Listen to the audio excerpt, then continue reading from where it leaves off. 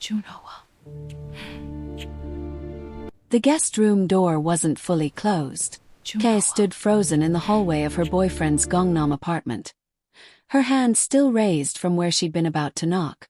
She'd only come to bring him the contract papers he'd forgotten at her studio earlier that evening. A quick drop-off before heading back to her own place. Simple. Innocent. But nothing would ever be simple again. The sound came again. A breathy, high-pitched moan that echoed through the quiet apartment. Feminine. Aimless. Loud enough that anyone in the house would hear it. Ah! Yes. Right there. Kay's heart slammed against her ribcage. That voice. She knew that voice. Amanda. Her cousin. Her family. The girl who'd arrived from Lagos 2 months ago with 2 suitcases and desperate eyes, begging to stay with Kay while she figured things out in Seoul. The same girl who'd clung to Kay's arm and whined that she couldn't stay alone in the apartment tonight because she was scared of the strange noises. Please, cousin, let me come with you to Juno's place. I'll just sleep in the guest room.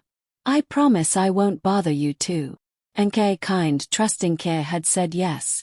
Now she understood why Amanda had insisted on coming. Why she'd applied that deep red lipstick before they left. Why she'd changed into that silk nightgown that clung to every curve. Another moan. This one deeper, masculine, familiar in a way that made Kay's stomach turn to ice. You're so beautiful. So much softer. Juno's voice. Her boyfriend of 2 years. The man she'd supported through his failed business ventures. The one whose mother openly disapproved of her dark skin but whom she'd tried so hard to win over. The man she'd introduced to every contact in her network, helping him secure deals, making him look successful. The rhythmic creaking of the bed frame started. Slow at first, then faster. The guest room headboard knocked against the wall in a steady, unmistakable rhythm. Lump, lump, lump. Oh God, Juno. Don't stop. Amanda's voice was breathy, performative, like she was in some cheap drama. But worse, it was loud. Intentionally loud. As if she wanted to be heard. As if she wanted Kike to know. Kay's legs moved on their own, carrying her closer to the partially open door. Some sick, masochistic part of her needed to see it. Needed confirmation that this nightmare was real. Through the gap she could see them. The lamp was on, another deliberate choice. No fumbling in darkness, no accidental encounter. This was planned. Calculated. Amanda was on the bed, her light skin glowing against the white sheets, her long hair spilled across the pillow. The same bed Kay had helped Juno pick out from IKEA 6 months ago. Amanda's legs were wrapped around Juno's waist, her back arched, her mouth open in exaggerated pleasure. And Juno, God Juno, moved above her with an urgency Kay hadn't seen in months. His hands gripped Amanda's thighs. His face buried in her neck, completely lost in her. You feel incredible, he groaned. Better than. He didn't finish the sentence. He didn't have to. Better than Kay. Amanda's eyes were half closed in pleasure, but then they opened fully, and for one horrifying moment, they locked with Kay's through the gap in the door. Amanda saw her, and she smiled. A slow, triumphant smile that said everything. I won. Took him. And there's nothing you can do about it. Then Amanda moaned even louder, her performance reaching new heights. Yes, baby. Just like that. You're so good. Kay's hand flew to her mouth, trapping the scream that threatened to tear from her throat. The contract papers slipped from her other hand and fell to the floor with a soft whisper that neither of them heard over their own sounds. This couldn't be real. This was a nightmare. A horrible, twisted nightmare. And any moment she'd wake up in her own bed, alone, safe from this devastating reality. Maybe I'm dreaming, she thought desperately, even as tears burned hot tracks down her cheeks. Let me go back to bed. Let this not be real. Please God, let this not be real. But the sounds continued. The bed creaked faster. Amanda's moans grew louder, more theatrical. Juno's breathing became ragged. And Kay stood there, paralyzed, watching her entire world crumble through a half-open door. Her cousin. Her blood. The girl she'd welcomed into her home, fed, helped, supported. And her boyfriend. The man she'd loved. The man she'd sacrificed for. The man whose business she'd built with her own connections while her own dreams waited. Together. In his bed. In their bed. Kay's hands trembled as she stepped back from the door. Her breathing shallow and quick. The hallway seemed to tilt, and she reached out to steady herself against the wall. She should scream.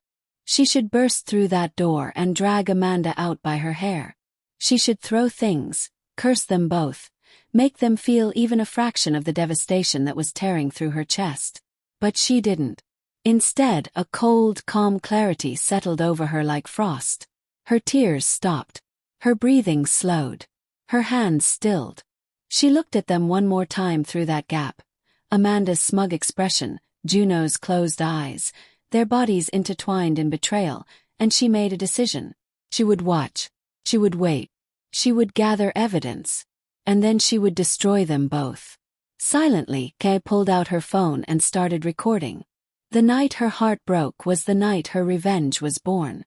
Kay walked back to Juno's bedroom like a ghost, her feet soundless on the hardwood floor. Behind her, the moans continued, a soundtrack to her destruction. She closed the door softly, climbed into his bed still wearing her clothes, and pulled the covers over her head.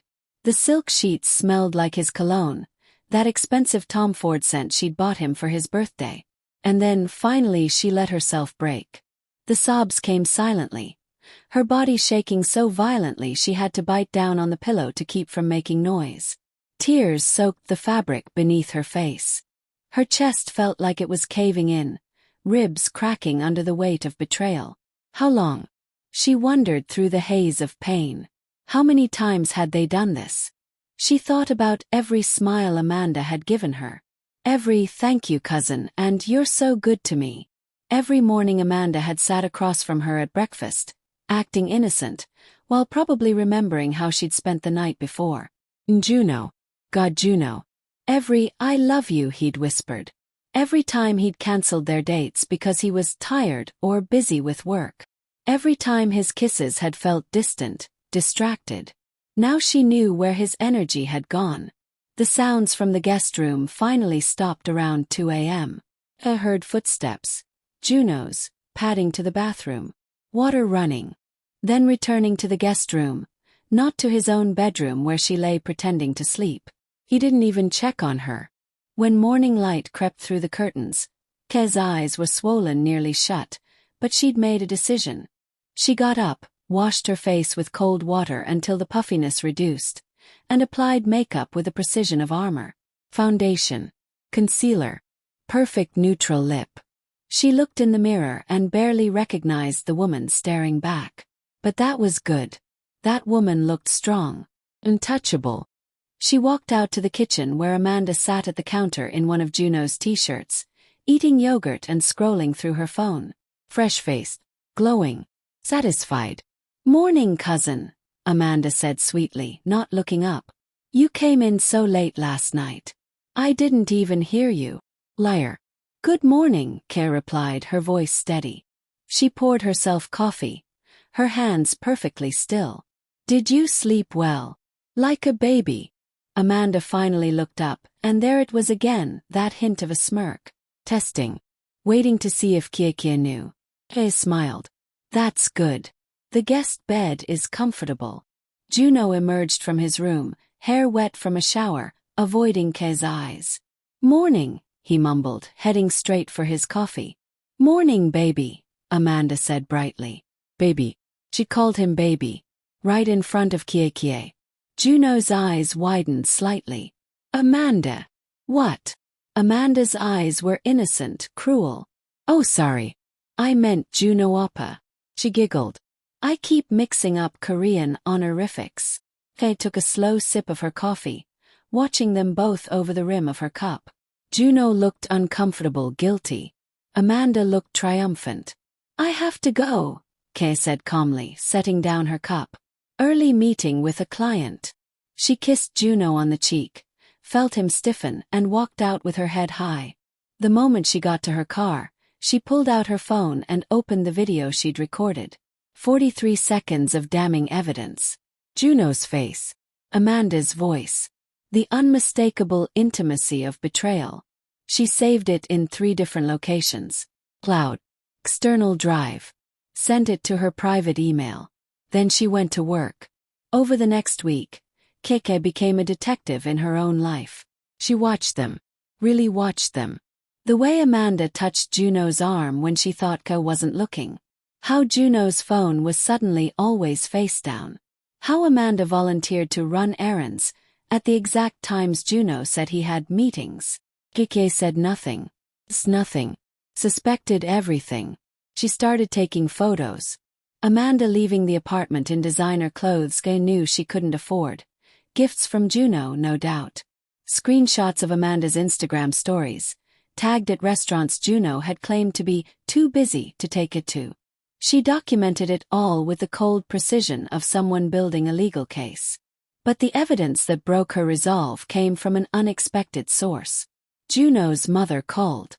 The woman who'd looked at Kay's dark skin with barely concealed distaste, who'd asked her son if he was sure about this choice, invited her to lunch. Kay went, curious despite herself. Mrs. Park sat across from her at an expensive Gangnam restaurant, ordered in Korean without asking what Kay wanted, then got straight to the point. "I've met your cousin Amanda," she said in accented English. "She came to our family dinner last Sunday." Kay's coffee cup froze halfway to her lips. "What? She's lovely. Very pretty. Looks almost Korean." Mrs. Park's eyes were cold, calculating. "She would photograph well for our family image." The implication hung in the air like poison. My Juno needs someone who understands our culture. Someone who fits. Mrs. Park dabbed her mouth with a napkin. "I think it's better if you step aside." Gracefully. Kay set down her cup with deliberate care. "You're asking me to let your son cheat on me. I'm asking you to be realistic." Mrs. Park's smile was razor-sharp. "Amanda wants him. He wants her. And she's better suited to our family. Why make this difficult?" Kay stood, her chair scraping against the floor. Every eye in the restaurant turned to watch. "Thank you for lunch, Mrs. Park," she said clearly, her voice carrying. "And thank you for showing me exactly who you are." She walked out, leaving the older woman staring after her. But it was the phone call to Amanda's mother that truly ended everything. Kay made the call from her studio, surrounded by half-finished designs and fabric samples. Her aunt, Amanda's mother, answered on the 3rd ring, her voice warm with family affection. "Kye, my dear, how are you? How is Amanda doing in Seoul?" "Auntie," Kay said quietly, "I need to tell you something about Amanda." She explained it all. The betrayal. Evidence. The calculated cruelty. There was a long silence on the other end of the line. Then, "Kay, you know Amanda has always struggled. She's insecure about her place in the world.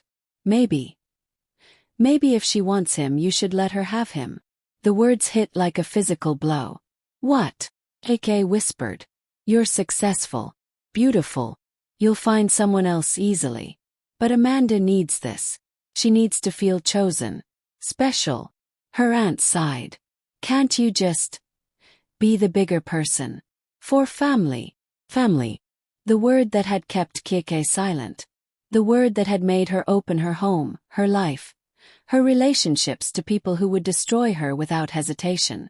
"I understand, Auntie," Kay said softly. "Thank you for making it clear." She hung up. For a long moment, she sat in the silence of her studio, surrounded by her dreams-made fabric. Then she pulled out her laptop and opened her bank account. Her savings. The money she'd been setting aside for their future, hers and Juno's. The emergency fund. The investment account. All hers. She opened a new document and started typing. Studio lease. 2-bedroom apartment in Itaewon. Moving company. Schedule for next Saturday. Phone plan. New number. Business plan. Expand design line. Focus on Afro-Korean fusion. Contacts to activate. Buyers from London, Lagos, New York who'd shown interest. By the time the sun set, Kay had a plan. Not for revenge, not yet. But for escape. For rebirth. She moved out on a Saturday while Juno was at a business meeting, and Amanda was at the spa. She didn't leave a note. Didn't take anything that belonged to him. Just her clothes, her designs, her equipment, and her dignity. The new studio apartment in Itaewon had floor-to-ceiling windows overlooking the city. It was smaller than what she'd imagined sharing with Juno, but it was hers. Every corner of it. She set up her sewing machines, pinned her sketches to the walls, arranged her fabric by color until the room looked like a rainbow. Then she sat on the floor in the empty living room and pulled out her phone. She looked at the video one last time. Juno and Amanda, their betrayal captured in damning clarity. She could post it, ruin them both with one click. But Kie was smarter than that. Revenge served cold was revenge served best. Instead, she opened her professional Instagram. The account she'd been building slowly, posting her designs, her inspiration, her vision. She posted a photo of her new studio space, sunlight streaming through the windows, her sewing machine ready for work. The caption was simple. New space. New energy. New chapter. Fire. Within an hour it had 50 likes. By the end of the night, 200. By morning, a boutique owner from Hongdae had messaged asking about her upcoming collection. Claire read the message, then looked around her empty apartment. No Juno. No Amanda. No family who would choose her pain over her peace. Just her dreams, and a burning determination to prove them all wrong. She opened her design software and started creating. A fusion piece. Bold Nigerian Ankara print meeting Korean hanbok structure. The colors were fierce. Deep burgundy, electric gold, midnight black. The kind of design that demanded attention. The kind of design that said, I am here, I am powerful, and you will remember my name. Her fingers flew across the keyboard. Hours passed. The city lights twinkled below. And somewhere in the focused intensity of creation, Keke felt it. The pain transforming, crystallizing, becoming fuel. Her phone buzzed with messages. Juno asking where she was, Amanda calling repeatedly. Her aunt sending passive-aggressive texts about family unity. Kay turned her phone face down and kept working. The girl they'd betrayed was gone. The woman who would make them regret it was just being born. 3 months after Kay disappeared from their lives, Amanda should have been happy. She had everything she wanted. Juno in her bed every night, his credit card in her purse, his mother's grudging acceptance. She'd moved into his apartment permanently, taken over the closet space Kay left behind, even redecorated with lighter colors to erase any trace of the woman who came before. But happiness felt like sand slipping through her fingers. Because everywhere she looked, she saw a rising. Started small. An Instagram post showing Keke's designs featured in a trendy Itaewon boutique. Then a Korean fashion blogger wearing one of her Afro-Korean fusion pieces. Then a small article in Seoul magazine. Rising designer bridges two cultures with bold vision. Amanda scrolled through Keke's Instagram obsessively. Her perfectly manicured nails clicking against her phone screen. Each post showed Keke glowing, radiant in her studio, laughing with other designers, her dark skin luminous against vibrant fabrics. She looked free, successful, unbothered. And it made Amanda's stomach churn with something ugly. "Baby," she said one evening, curling up next to Juno on the couch. "You haven't talked to Keke at all, right?" Juno's jaw tightened. "Amanda, we've discussed this. I just need to know you're completely done with her." Amanda's voice took on that whining quality she knew he hated, but she couldn't help it. "She's everywhere now. Her designs, her face. What if she tries to contact you?" "She won't." Juno sounded tired. He'd been tired a lot lately. "And even if she did, I wouldn't respond. Block her number. Delete her from everything." Amanda sat up, her insecurity sharpening into demands. "I mean it, Juno. I can't relax knowing she could just call you whenever she wants." "Fine." He pulled out his phone and blocked Kay's number with sharp, irritated movements. "Happy now?" Amanda smiled and kissed his cheek, but inside the paranoia still writhed. Because blocking a number didn't erase history. Didn't erase the way Juno sometimes stared into space with a look that seemed like regret. She needed Kay gone. Not just from Juno's phone, but from his mind. From soul. From existence. The announcement came on a Wednesday. Afro Soul Fusion, a runway showcase. Emerging designer Keke Okonkwo presents her debut collection at the Dong Demon Design Plaza.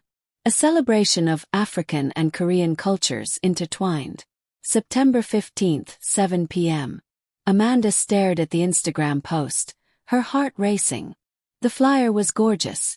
Kei's silhouette against a backdrop of traditional Korean architecture merged with African patterns. Professional. Expensive looking. The comments were already rolling in. Can't wait for this. Finally someone doing something original in soul fashion. She's going to blow up, mark my words. Amanda's hands trembled as she scrolled. This wasn't just a small boutique showcase. This was real. The DDP was prestigious. Fashion industry people would attend. Buyers, press, influencers. If Kei succeeded here, she'd be untouchable. Amanda couldn't let that happen. She thought about Juno's business contacts, the ones Keke had connected him with in the first place. About his mother's socialite friends who attended these events. About how everyone would whisper, "Isn't that the girl Juno dated before Amanda?" They'd compare them. And Amanda knew, deep in the insecure core of her being, which one would shine brighter. She needed to act. Finding someone to do her dirty work was easier than expected. A friend of a friend knew a girl who'd been fired from a design house for stealing. Bitter. Broke. Willing. They met at a dark cafe in Gangnam, Amanda wearing overseer sunglasses despite the evening hour.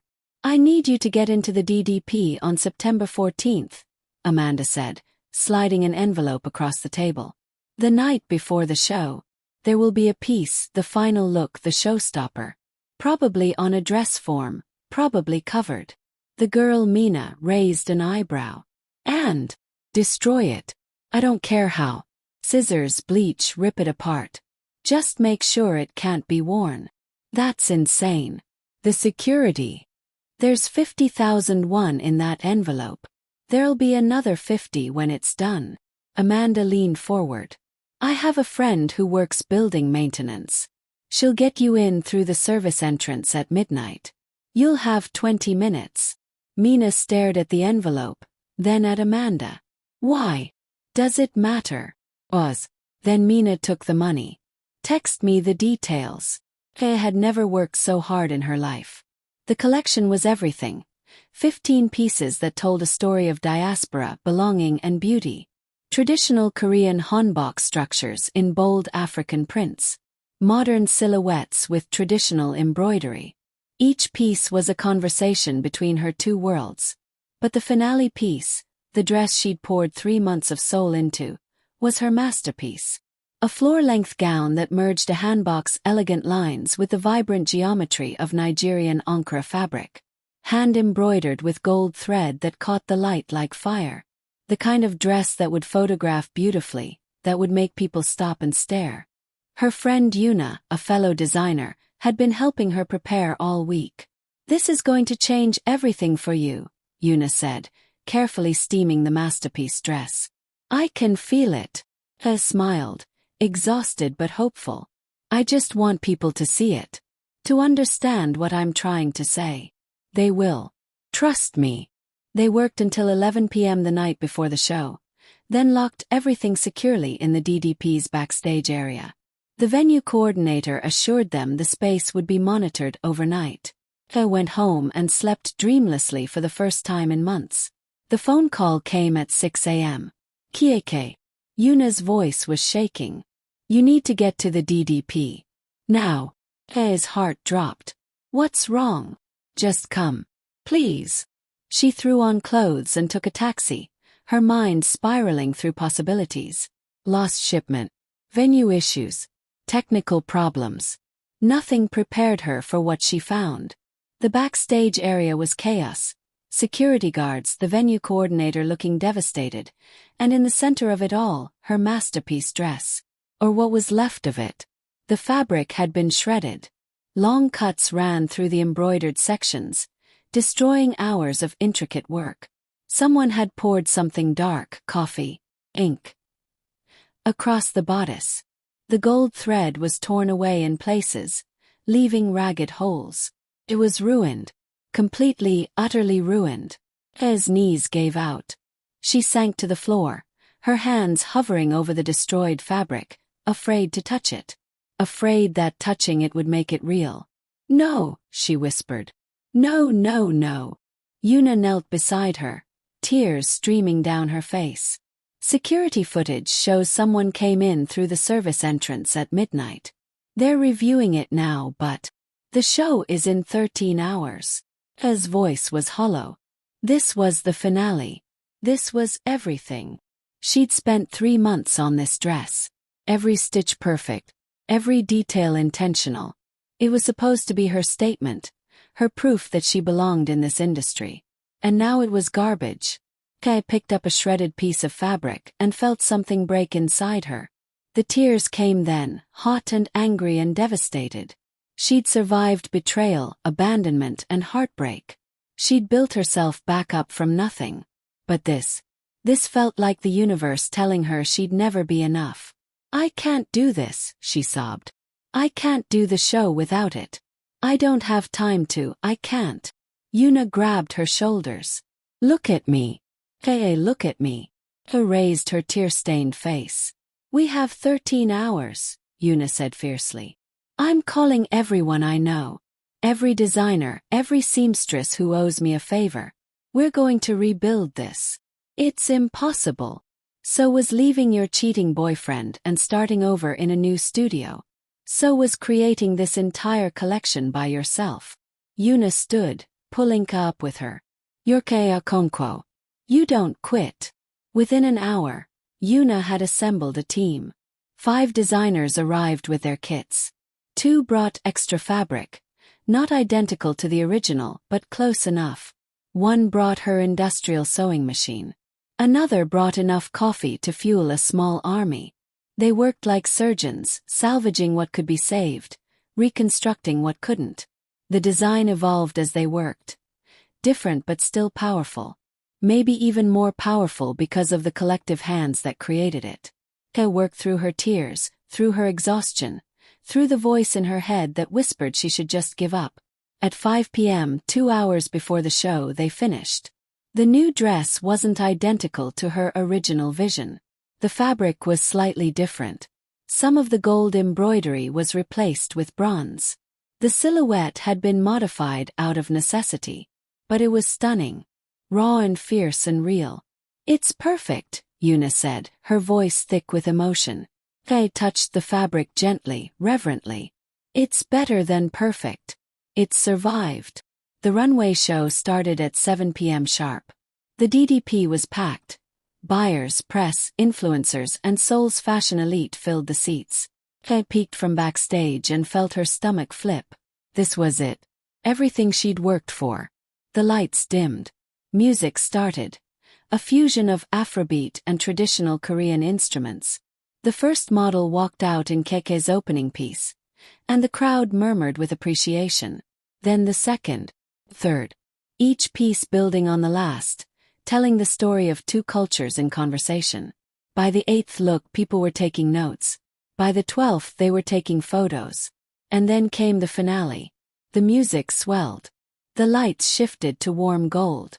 The final model, a stunning Korean-Nigerian woman Kie had found through Instagram, stepped onto the runway in the reconstructed masterpiece dress. The audience gasped. The dress moved like liquid fire under the lights, the bronze embroidery catching every beam. The fusion of hanbok and ankara was seamless, powerful, unapologetic. The model reached the end of the runway and paused, chin high, letting the dress speak for itself. Then the applause started. Not polite golf claps, but real enthusiastic applause. People stood. Cameras flashed. Someone in the back shouted, "Brava!" Kaya felt tears streaming down her face. But these were different from this morning's tears. These were triumph. Yuna hugged her tight. "You did it. You actually did it." The model returned backstage, and Kay was supposed to take her bow. But as she moved toward the runway, someone grabbed her arm. He turned. Juno stood there, somehow having gotten backstage. His eyes wild and desperate. Hey, wait. We need to talk. She stared at him. He looked different, thinner, tired. His usual polish was gone, replaced by something almost manic. You can't just disappear like this, he continued, his grip tightening. I made a mistake. We can fix this. You and me, we were good together. Let go of me. His voice was ice. I'm serious. Amanda, she's not. I realize now that you were the one. You made me better. My business is struggling without your connections. And I just... Security. Yuna's voice rang out. 2 security guards appeared instantly, moving toward Juno. Kieke, please. Juno's voice rose desperately. Don't do this. We can start over. I love you. The commotion was drawing attention. Models backstage stopped to watch. Someone from the audience peeked through the curtain. And someone was definitely recording. Sir, you need to leave, one security guard said firmly. I'm not leaving without her. Juno tried to pull Kieke closer. She's mine. We belong together. I was never yours, Kieke said quietly, yanking her arm free. And I never will be again. The security guards grabbed Juno, one on each arm, and began dragging him toward the exit. He fought them, still shouting. You'll regret this. You need me. Without me, you're nothing. Kieke. Kieke. His voice echoed through the backstage area as they hauled him out. The models stood frozen, shocked. The music had stopped. Yuna appeared at Kieke's side. Are you okay? Kai straightened her shoulders, wiped her eyes, and took a breath. I'm perfect. Let's finish this. She walked onto the runway to take her bow. The audience, having heard the commotion, erupted in even louder applause. They'd seen her thrown off balance and watched her compose herself. Made her human, real, even more compelling. Kay stood center stage, the lights warm on her skin, and bowed deeply. When she looked up, she saw it, the respect in their eyes. Interest. The recognition that they'd just witnessed something special. A buyer from a major Seoul department store approached her immediately after. 3 fashion bloggers wanted interviews. An investor slipped her his card with a knowing smile. But the best moment came from her phone, which buzzed constantly with notifications. Someone had filmed Juno's meltdown and posted it online. The video was already going viral. Desperate ex makes scene at girlfriend's successful runway show. The comments were merciless. Imagine fumbling a baddie this hard. She's literally glowing and he's out here looking pathetic. This is what happens when you cheat and realize you downgraded. Security throwing him out sent me skull. By midnight it had 500,000 views. Juno's carefully curated image, the successful businessman, the eligible bachelor, cracked wide open. People started digging. Found his business was struggling. Found photos of him with Amanda, then older photos with Kiekie, putting together the cheating timeline. The internet had decided. He was the villain, and Kiekie. She was the queen who'd risen from the ashes. She sat in her studio that night, surrounded by congratulations messages, investor inquiries, and interview requests, and finally let herself smile. Her first victory. But certainly not her last. The pregnancy test sat on the bathroom counter like a tiny bomb. 2 pink lines. Amanda stared at it, her hands shaking. She should have been happy. This was supposed to secure everything. Juno would have to stay with her now. His traditional Korean family would insist on marriage. She'd finally have the legitimacy she craved. But as she looked at her reflection in the mirror, all she felt was dread. Because Juno had been different since the runway incident. Distant, cold. He came home late, barely touched her. Spent hours scrolling through Guy's Instagram with an expression Amanda couldn't read. The viral video had destroyed him in ways Amanda hadn't anticipated. His business contacts stopped returning calls. His mother's friends whispered at gatherings. Potential investors suddenly had concerns about his judgment and professionalism. But worse than the public humiliation was the private realization Amanda saw dawning in his eyes every day. He'd made a catastrophic mistake. "Juno," Amanda called out, clutching the pregnancy test. "Baby, I need to tell you something." He was in the living room, tie loosened, staring at his laptop with the defeated posture of a man watching his world crumble. "What?" He didn't look up. "I'm pregnant." The silence stretched for several long seconds. Then Juno closed his laptop slowly and turned to face her. His expression was completely blank. "How far along?" "6 weeks. Maybe 7. Amanda moved closer, trying to read his face. "Isn't this wonderful? We're going to be parents. Your mother will be so." "My mother." Juno laughed, but it was a bitter, hollow sound. "Right. My mother." He stood abruptly and walked to the window, his back to her. Amanda felt panic rising in her chest. This wasn't how this was supposed to go. "Juno, say something. Aren't you happy?" "Happy?" He repeated the word like it was foreign. "Amanda, I've lost 3 major contracts this month. My biggest investor just pulled out. I'm bleeding money, my reputation is in shambles, and now you're telling me." He stopped himself. "Telling you what?" "That we're having a baby." Amanda's voice rose shrilly. "That we're going to be a family." Juno turned to face her, and the look in his eyes made her blood run cold. It wasn't anger. It was absence. Like he was looking at a stranger he didn't particularly like. "Sure," he said flatly. "A family." Then he grabbed his jacket and walked out, leaving Amanda standing alone with the pregnancy test still clutched in her hand. What Amanda didn't know was that Juno's business collapse wasn't entirely organic. Kekie had been playing chess while everyone else played checkers. Started subtly. Conversation here, a careful word there. Kei had built real relationships in Seoul's business community. Not transactional ones like Juno's, but genuine connections based on mutual respect and her undeniable talent. When Mr. Kim, a major textile investor, mentioned over coffee that he was considering backing Juno's import expansion, Keke simply said, "Of course it's your decision. I just wonder about long-term reliability. Professionalism matters in this industry." She showed him the viral video. Let him draw his own conclusions. When Mrs. Choi, who ran a distribution network, asked Keke's opinion on Juno's character, Kei smiled sadly. "I'd rather not speak poorly of anyone, but perhaps look closely at how he handles personal relationships. That often reflects business ethics." She never lied, never exaggerated, just planted seeds of doubt and let Juno's own actions water them. The investors started asking questions, looking deeper, finding the mismanagement, the flashy spending, the lack of substance beneath the surface polish. Juno had always relied on appearance over competence. Expensive cars he couldn't afford, designer clothes on credit, lavish dinners to impress clients, paid for with money that should have gone to building actual infrastructure. Keke had once covered those gaps with her connections and credibility. Without her, the house of cards collapsed. His biggest contract, a major import deal with a Japanese manufacturer, fell through when the manufacturer called Kei for a reference. "Juno Park," she'd said thoughtfully. "Ambitious, certainly. But I'd want everything in writing.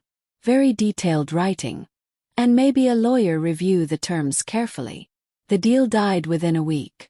2 months into Amanda's pregnancy, the money was gone. The Mercedes got repossessed first. Then the luxury apartment became unaffordable. Juno's mother, watching her son's empire crumble, went from disappointed to furious. "This is what happens when you choose poorly," Mrs. Park said coldly during one of her increasingly rare visits. She looked at Amanda's growing belly with undisguised distaste. "You threw away a woman of substance for this." Amanda bristled. "I'm carrying your grandchild.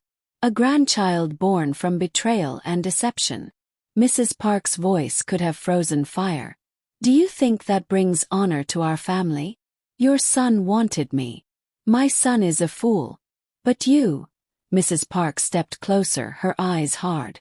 You are a snake who came into another woman's home and took what wasn't yours. And now you're shocked that nothing gold can stay. The words hit like slaps, but Amanda lifted her chin. Juno loves me. Mrs. Park laughed, a short, sharp bark. Juno loves the idea of you. The image. But love. Child, he doesn't even love himself anymore. How could he love you? After she left, Amanda found Juno in the bedroom, once again scrolling through Kei's Instagram. Her latest post showed her at a design conference in Tokyo, glowing in a suit she designed herself, standing between two major international buyers. The caption read, "Grateful for new partnerships and bigger dreams. Globe showing Europe-Africa sparkles." It had 20,000 likes. She's in Tokyo, Juno muttered almost to himself. Stop looking at her posts. Amanda snatched the phone from his hands. I'm here. I'm pregnant with your baby. Why can't you see me? Juno looked at her, and for a moment, Amanda saw something crack in his expression. I see you, Amanda. That's the problem. I see exactly who you are. And I'm realizing. So am I. What does that mean? It means we deserve each other. He took his phone back. But I deserved her. The words landed like a death sentence on whatever was left of their relationship. The final explosion came on a Sunday dinner at Mrs. Park's house. Amanda, now 5 months pregnant and showing, had insisted they attend despite Juno's warnings that his mother was in a mood. Mrs. Park had prepared a traditional Korean meal, an elaborate spread that Amanda couldn't eat half of because of her pregnancy sensitivities. Every dish felt like a deliberate test Amanda was failing. In Korea, pregnant women eat myeokguk, Mrs. Park commented, watching Amanda push away the seaweed soup. It's traditional. Good for the baby. But I suppose you wouldn't know our traditions. I'm trying, Amanda started. Trying. Mrs. Park set down her chopsticks with a sharp click. You tried your way into my son's bed while he was with another woman. You tried your way into this family with manipulation and lies. And now you're trying to trap him with a pregnancy. Mother. Juno began, but Mrs. Park cut him off. No. I've been silent long enough. She turned her full attention to Amanda. You think I don't know what you did? How you seduced him? How you played on his weaknesses and his vanity? Amanda's hands clenched into fists. Your son wanted me. He chose me. He chose poorly. Because of you, his business is ruined. His reputation is destroyed. And my family name is dragged through mud. Mrs. Park's voice was rising now, years of restrained disgust finally breaking free. That woman, Kei, she brought him success, connections, respect. She elevated him. And what have you brought? Nothing but shame. That woman. Amanda shot to her feet, her chair scraping harshly against the floor. That dark-skinned woman who wasn't good enough for your precious family image. That's who you're defending now. The slap came so fast Amanda didn't see it coming. Mrs. Park's hand connected with Amanda's cheek with a sharp crack that echoed through the dining room. Amanda stumbled backward, her hand flying to her face, her eyes wide with shock. You dare, Mrs. Park's voice shook with rage. You dare speak of her that way. A woman worth 10 of you. A woman with talent, grace, and integrity. Something feral awoke in Amanda. All the months of insecurity, jealousy, and feeling like second choice coalesced into pure rage. She slapped Mrs. Park back. The sound seemed to freeze time itself. Juno stood abruptly, his chair falling backward. Amanda, what the fuck? Mrs. Park touched her cheek, her expression shifting from shock to something absolutely glacial. Get out, she said quietly. Get out of my house. Out of my son's life. Out of my family. You can't just. Amanda started. Get out. Mrs. Park's scream was primal. You ungrateful, scheming little snake. You think you can put your hands on me?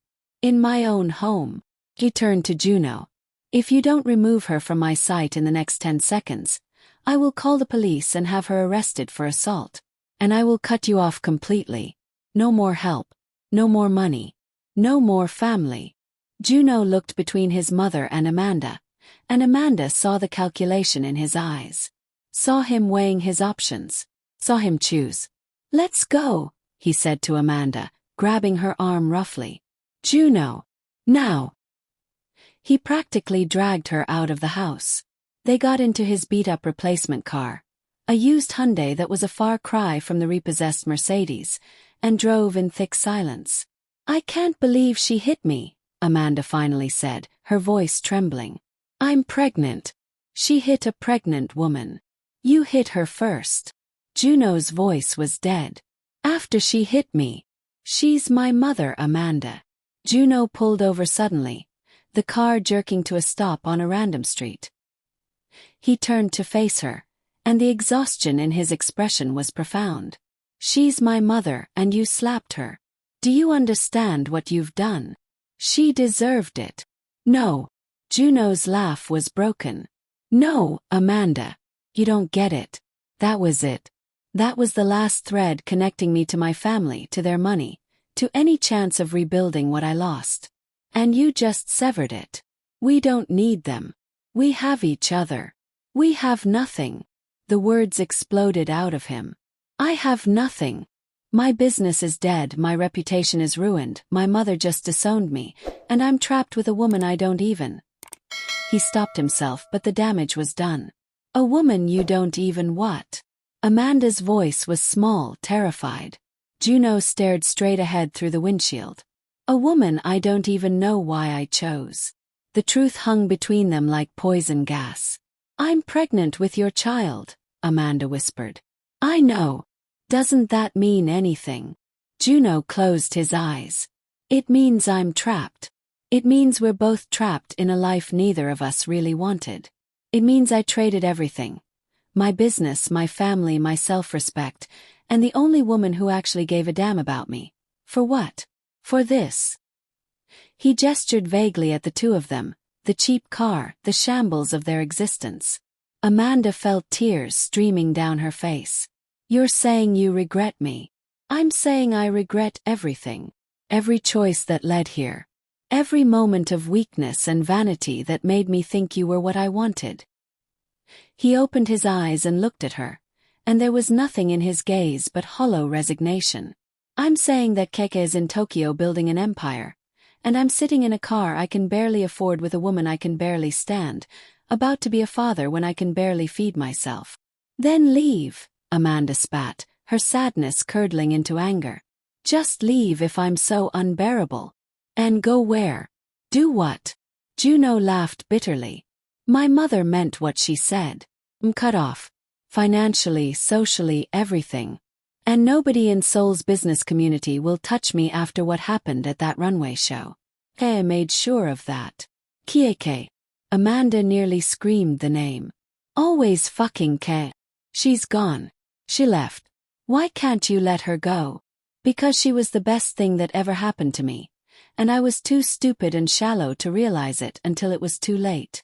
Juno's voice cracked. "Because every time I look at you, I remember how I got you.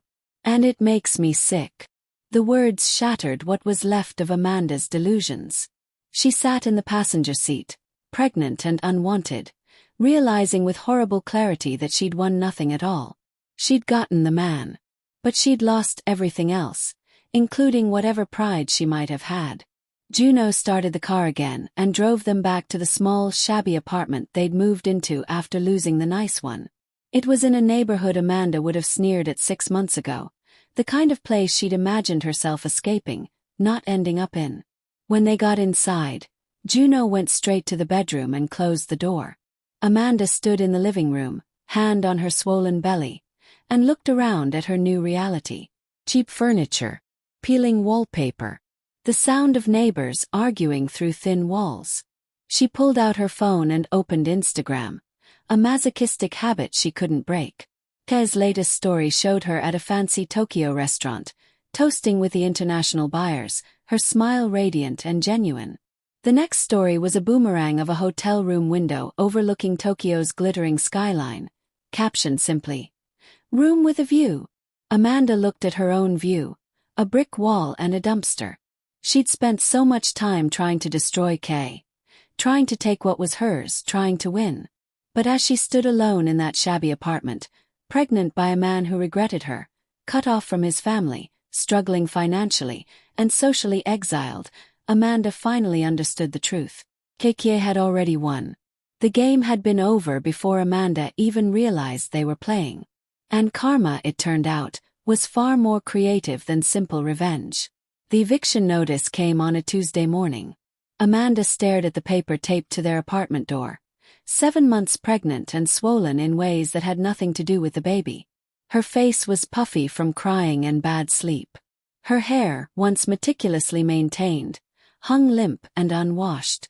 The designer clothes she'd accumulated during the good months now strained against her changing body. "Juno," she called out, her voice cracking. He emerged from the bedroom in wrinkled clothes, unshaven, looking a decade older than his 32 years. When he saw the notice, he barely reacted. Just nodded like he'd been expecting it. "We have 2 weeks, he said flatly. 2 weeks to what? Where are we supposed to go?" Amanda's voice rose to a near shriek. "I'm about to have a baby. We can't be homeless." "I don't know, Amanda." Juno's voice was so tired it was almost peaceful. "I honestly don't know anymore." He shuffled to the kitchen and opened the refrigerator, nearly empty except for some wilted vegetables and expired milk. They'd been living on instant ramen and cheap kimbap from the convenience store. The glamorous dinners at Gangnam restaurants felt like someone else's life. Amanda watched him and felt something crystallize in her mind. A question she'd been avoiding for months. "Juno," she said slowly, "how much money did you actually have? Before everything fell apart." He paused, his hand on the refrigerator door. "What do you mean?" "I mean," Amanda moved closer, her heart pounding. "The Mercedes, the luxury apartment, the expensive dinners. Where did that money come from?" Juno was quiet for a long moment. Then he laughed, that same broken, bitter sound she'd come to hate. "You really want to know?" "Yes." He closed the refrigerator and turned to face her. "The Mercedes was leased, not bought. The apartment was beyond my actual budget. I was always 2 months behind on rent, juggling credit cards to cover it. The dinners were on cards I couldn't pay off. The designer clothes, the watches, the image." He gestured at himself mockingly. "All borrowed. All facade." Amanda felt the ground shift beneath her feet. "But your business?" "My business was failing before I met Kay. I was drowning. Then she came along and..." His voice caught. "She introduced me to her contacts, made me look legitimate. Her reputation gave me credibility. Buyers trusted me because they trusted her. Investors backed me because she vouched for me."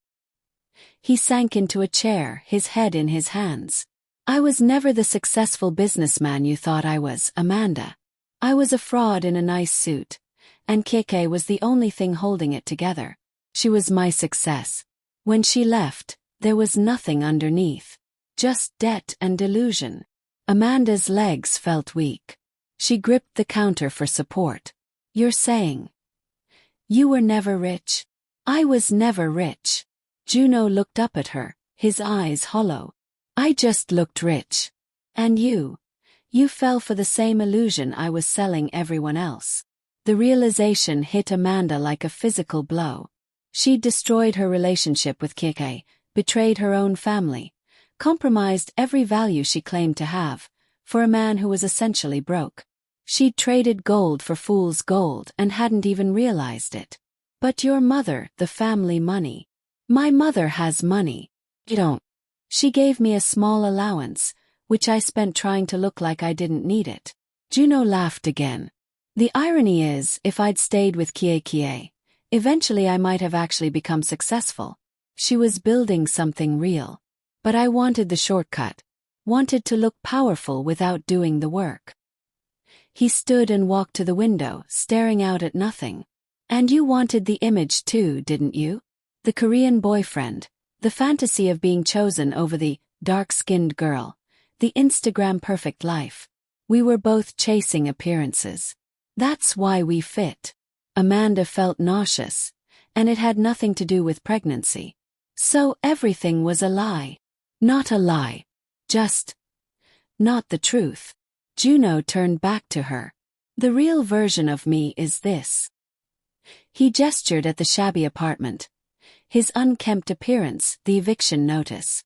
This is who I am without Kay propping me up. And this, he pointed at Amanda. This is what we both actually deserve. Amanda sank onto the couch, her hands cradling her belly. The baby kicked, a small, fluttering reminder that she was bringing a child into this disaster. What are we going to do? She whispered. Juno shrugged. I have no idea. My mother won't help. My father stopped taking my calls. I can't get a job because my reputation is destroyed. And in 2 weeks, we'll be on the street. He grabbed his jacket, a cheap one from E-Mart, not designer. Where are you going? Out. Wait. I don't know. He paused at the door. Maybe I'll go find the version of myself that existed before I met you. See if there's anything salvageable. The door closed behind him with a soft click. Amanda sat alone in the apartment that was no longer theirs, carrying a baby they couldn't afford, finally seeing the complete and utter truth.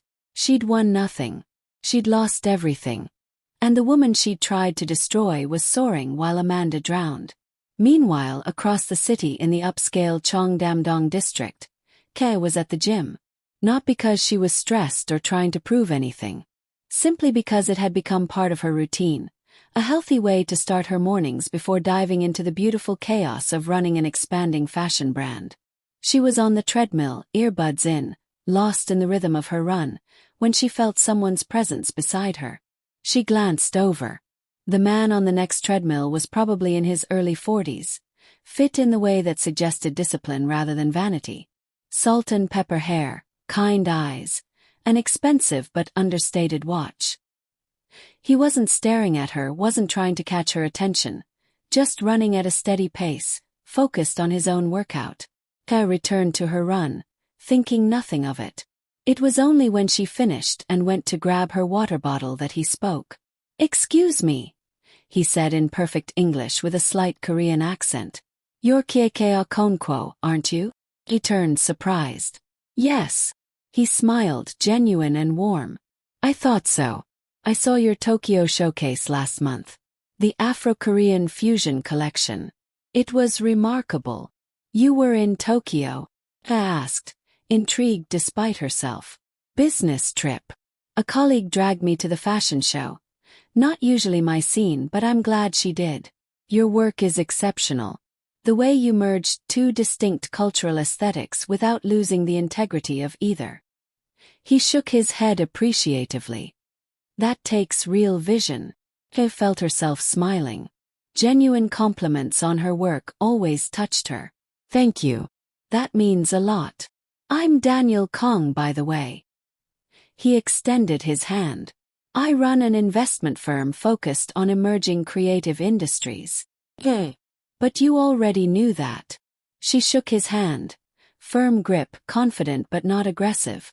"Would you like to grab a coffee?" Daniel asked. "I'd love to discuss your brand's growth trajectory. Purely professional. I see significant potential for strategic investment." Kikie hesitated. Her experiences with Korean men and their families had left scars. But there was something different about Daniel. He'd approached her about her work, not her appearance. Mentioned her showcase, not her Instagram. Professional interest, not personal agenda. "Coffee sounds good," she said. They went to a quiet cafe nearby, the kind where serious business people conducted actual meetings rather than performative ones. Daniel was direct without being pushy. "I've done my research on your brand. 6 months ago, you were an emerging designer with local traction. Now you're getting international attention, Tokyo and Lagos buyers. Feature articles in major publications. That kind of growth trajectory is rare."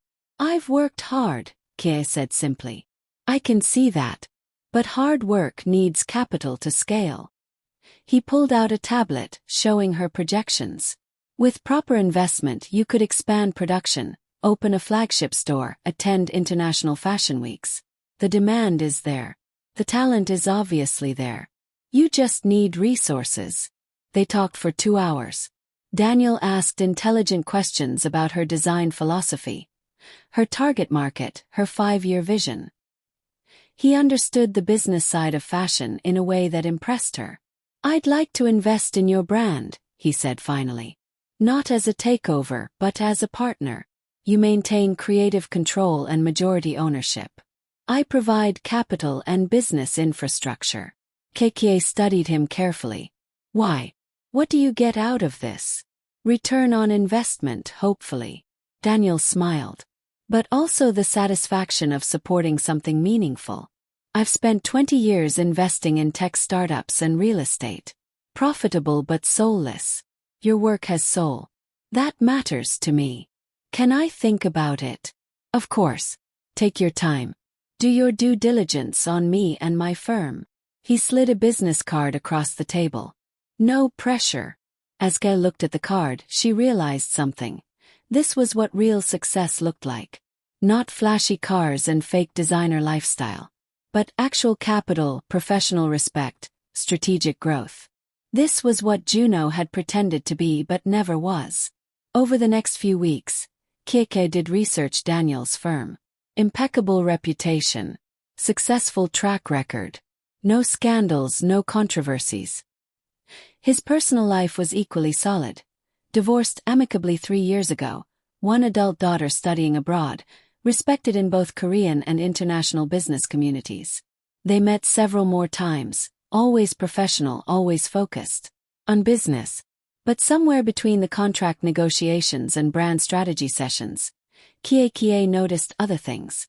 The way Daniel listened, really listened, when she spoke about her vision.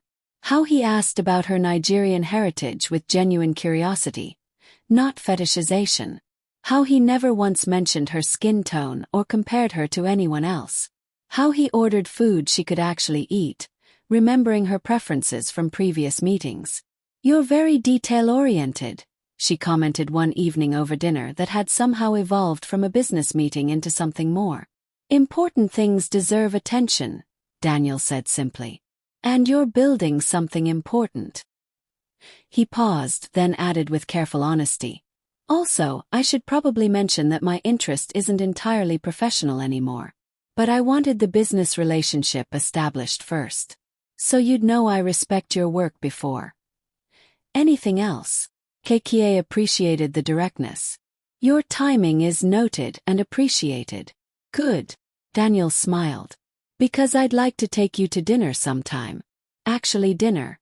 Not a business meeting disguised as dinner." "What's the difference?" "I won't bring my tablet. And I'll ask about you, not your quarterly projections."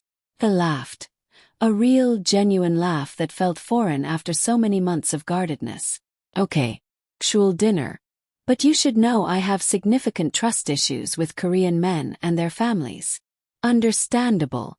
I have a mother who will love you because you're brilliant and successful. She's a retired professor, values substance over appearance." Daniel's expression grew serious.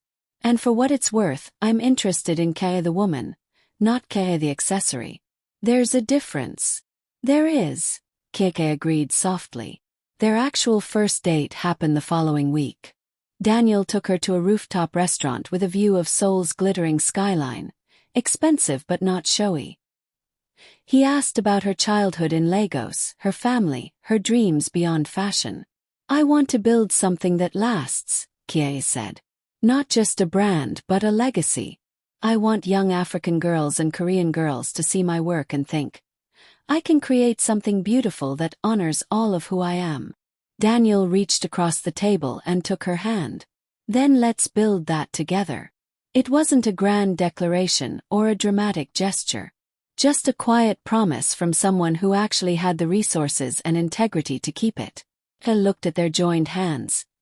His pale against her dark, and felt something shift. Not the desperate, anxious love she'd felt with Juno. Something steadier. More solid. Something real. 3 months later, Daniel's investment had transformed Keke's operation. She moved into a proper studio space in Gangnam, hired a small team, expanded her production capacity. Her designs were being featured in major Korean and international fashion magazines. But the real test came when Daniel invited her to meet his mother. Professor Kong lived in an elegant but modest apartment in Bukshan, surrounded by books and art. She was in her 70s, with sharp eyes and a sharper mind. "So you're the designer my son won't stop talking about," she said in English, gesturing for Kate to sit. "Guilty," Kate said, keeping her voice light despite her nervousness. Professor Kong studied her with unnerving intensity. "He showed me your Tokyo collection. The Hanba Conqueror fusion piece. It's brilliant. The way you maintain the structural integrity of the hanbok while incorporating the bold geometric patterns." She leaned forward. "Tell me about your design philosophy." They talked for 2 hours about art, culture, diaspora, and identity. Professor Kong was challenging but never condescending, curious but never invasive. She asked about Keke's work, her thoughts, her perspectives. Not once did she mention Ka's appearance or how she would fit into any family image. When Daniel returned to pick up Ke, his mother pulled him aside, though not quietly enough that Ke couldn't hear.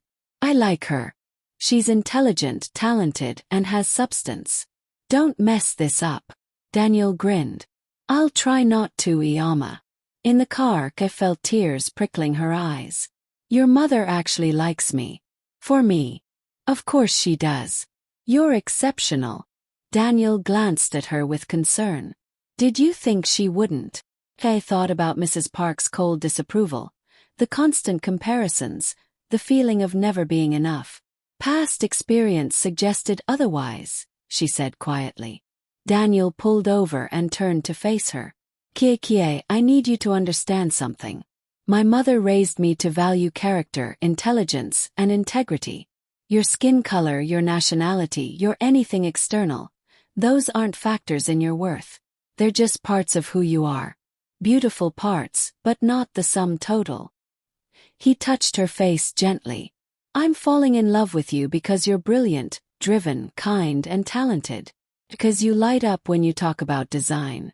Because you're building something meaningful. Because you're you." He kissed him then, a kiss that felt like healing. "I'm falling in love with you too," she whispered against his lips.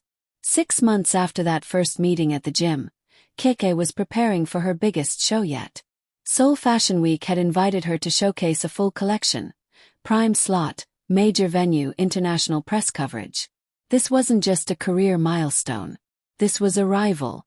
The collection was her most ambitious. Between two worlds. 20 pieces that told the complete story of her journey. From betrayal to rebirth, from pain to power, from broken to whole.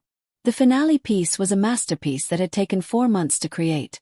A wedding hanbok reimagined with Nigerian oso oak fabric, hand-embroidered with both Korean and Igbo symbols of strength, prosperity, and love. It was a dress that said, "I belong to both worlds, and both worlds belong to me." The night before the show, Daniel found her in her studio, still working. "You need sleep," he said gently. "I need this to be perfect." "It already is. You are." He pulled her away from the sewing machine. "Keke, you've already won. This show is just the world catching up to what I've known for months. You're extraordinary." She leaned against him, exhausted and exhilarated. "Will you walk with me? Tomorrow at the finale." Daniel pulled back to look at her. "Walk with you? On the runway? When I take my bow? I want you beside me." He met his eyes. "I want everyone to see us together. To see what real support looks like. What real partnership looks like." "Are you sure?" "That's a big statement." "I'm sure. You invested in my brand when no one else would. You believed in my vision. You love me for who I am, not who you want me to be." She smiled. "That deserves to be seen." Daniel kissed her forehead. "Then I'd be honored."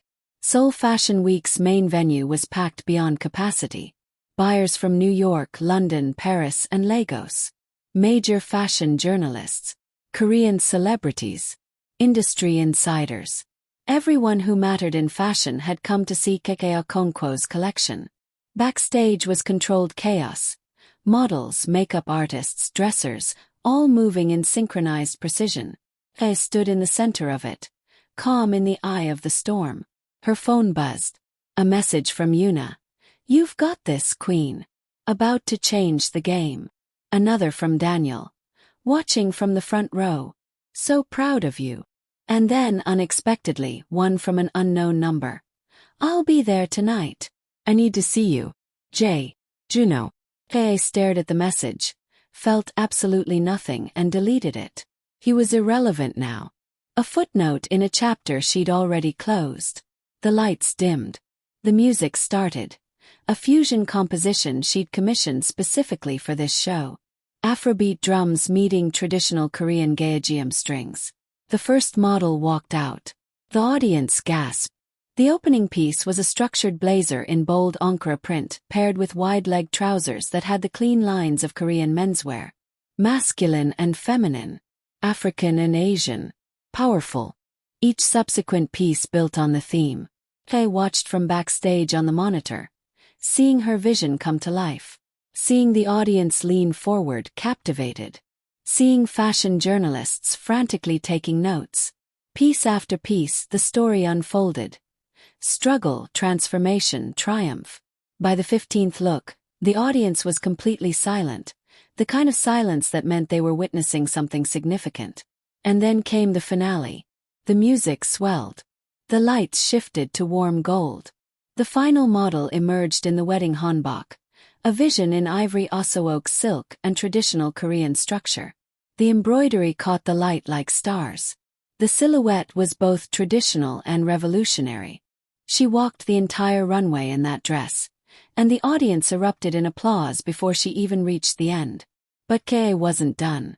She stepped onto the runway herself, wearing a piece she designed for this exact moment. A sleek jumpsuit in midnight blue, with gold accents that mirrored the finale dress. Powerful. Elegant. Unapologetic. Daniel met her at the side of the runway, looking distinguished in a tailored suit. Together they walked to center stage. Kei stood there, a dark-skinned Nigerian woman in Seoul, beside a man who actually valued her, having just presented a collection that would change her life, and bowed deeply. The applause was deafening, a standing ovation that went on for minutes. And then she saw him, Juno, trying to push through the crowd at the side of the venue. Security was already moving toward him, but he was shouting, "Kei, please. I made a mistake. We can fix this. I love you." The same words from months ago. The same desperation. But this time Kei didn't even flinch. She simply looked at him, really looked at him, and felt profound indifference. He looked terrible. Thin, unkempt, desperate. The image of success completely stripped away to reveal the hollow man beneath. Security grabbed him, but he kept shouting. People were pulling out phones, recording. The same humiliation replaying itself. "Kei, don't do this. You owe me. I made you. Without me, you're nothing." And that's when Kei did something unexpected. She laughed. Not cruelly. Not mockingly. Just genuinely amused at the absurdity of his delusion. "You made me," she called out, her voice clear and carrying. "Juno, I made you. And when I left, you had nothing left to stand on. That should tell you everything." The crowd murmured. Phones kept recording. Daniel stepped closer, his hand at the small of her back, supportive but not possessive. "Security, please escort him out," Kei said calmly. "He's not on the guest list."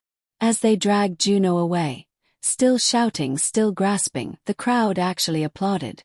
The narrative was clear.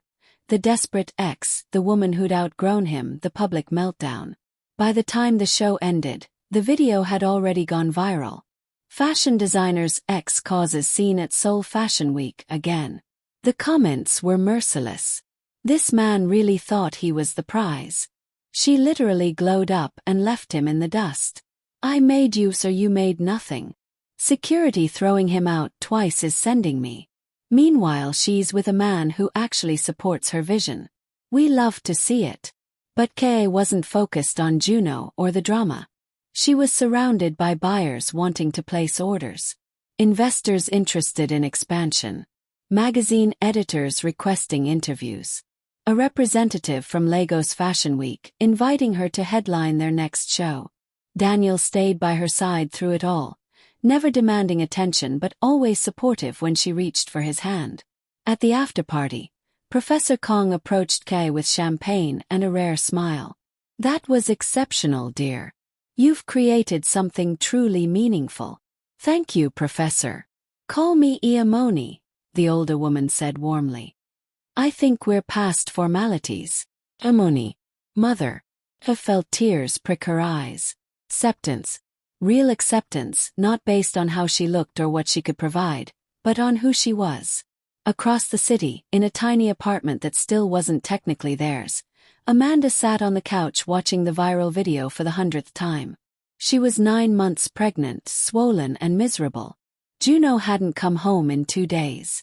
They'd been sleeping in his friend's storage room since the eviction, and even that arrangement was ending tomorrow. On her phone screen, Kay glowed in her custom jumpsuit, standing next to a man who looked at her like she hung the moon. Successful, powerful, happy. Everything Amanda had tried to steal, Kay had built herself. Better. The baby kicked hard and Amanda winced. In a few days, maybe a week, she'd give birth. To what kind of life? In what kind of situation? Juno's mother had blocked her number. Her own mother back in Lagos had stopped taking her calls after Amanda had gone months without sending the money she'd promised from her rich Korean boyfriend. She had nothing. No family support. No money. No prospects. Just a baby on the way and a man who regretted her. The door opened. Juno stumbled in, his eyes red. Whether from crying or drinking, Amanda couldn't tell. "Did you see?" he asked. "Did you see her?" "Yes. She's everything now." He sank onto the couch. "And I'm nothing. I really am nothing without her." Amanda wanted to be angry, wanted to scream that she was right here, pregnant with his child, and he was still obsessed with Kay. But she was too tired, too defeated, too devastated by the complete understanding that she'd destroyed her own life for absolutely nothing. "We both are," Amanda said quietly. "We're both nothing." Juno didn't disagree. They sat together in silence, two people who'd chosen betrayal over integrity, shortcuts over substance, appearances over reality. And they were living with the consequences. 6 months later, Kay stood in her new flagship store in Gangnam. Kie, Afro-Korean fusion fashion. The store was beautiful. Modern minimalist design with bold African and Korean art pieces. Her collections hung like works of art. Buyers from around the world had standing orders. She'd been featured in Vogue, invited to Paris Fashion Week, and signed deals with major department stores in 3 countries. And through it all, Daniel had been there. Not trying to control or manage her but supporting. Investing not just money but belief. They'd moved in together last month. A penthouse apartment with views of the Han River. His daughter had visited from London and immediately bonded with Kie over fashion and art. Professor Kong had dinner with them weekly. Felt like family. Real family. That evening, as Kie was closing the store, Daniel appeared with flowers. Not roses, but African lilies mixed with Korean chrysanthemums. "For the woman who bridges worlds," he said. Kie kissed him. "You're ridiculously romantic. Only for you." He paused, suddenly nervous in a way she'd never seen. "Actually, I have something to ask you." He pulled a small box from his pocket and opened it. The ring inside was stunning. A sapphire surrounded by small diamonds, the design incorporating both Korean and Nigerian elements. "Kekea Konkwo, would you marry me? Not because you need me or I need you, but because we choose each other. Every day. On purpose." They looked at the ring, at this man who'd proven his worth through actions not words, who'd invested in her dreams and valued her wholeness. She thought about the girl who'd cried herself to sleep watching her boyfriend betray her. About the woman who'd risen from that betrayal to build an empire. About the journey from broken to whole. Yes, she said, tears streaming down her face. Yes, absolutely yes. He slipped the ring on her finger, and it fit perfectly. Later that night, Kay posted a photo on Instagram. Her hand with the ring, Daniel's arm around her waist, the Seoul skyline behind them. The caption was simple. New chapter with someone who sees my worth. Building empire with someone who values my vision. Grateful for the journey. Excited for what's next. Ring sparkles. Within hours, it had hundreds of thousands of likes. Messages poured in from designers, buyers, friends, supporters. But the most meaningful came from Professor Kong. Welcome to the family, daughter. We're blessed to have you. Somewhere across the city, Amanda probably saw the post. Juno probably saw it too.